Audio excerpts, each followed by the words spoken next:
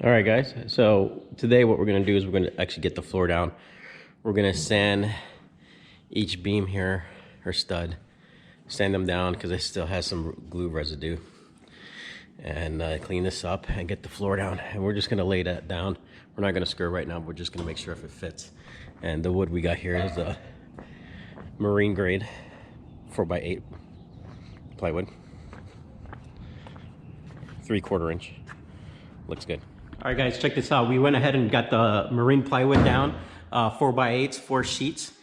We haven't screwed this down just yet, but it's coming together. I did order the screws. They had to be stainless steels and everything lined up perfect. Look how nice that is. All right, so far we're getting going on this project. Once the floor is down, we're gonna seal it, put some textured rubber coating on top, and then start putting the frame together and get it going.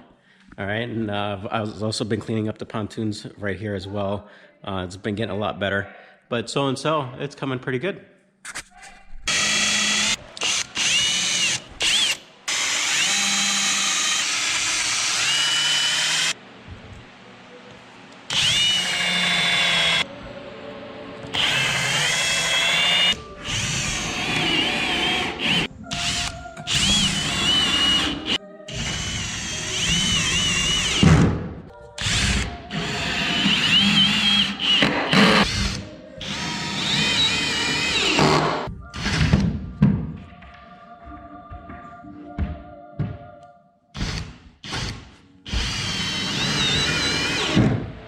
All right, guys, so we got the screws down on the floor here, and what we're gonna do now is get the railings up, measure the railings, mark them down on the wood, and then we're gonna basically build the console over here somewhere.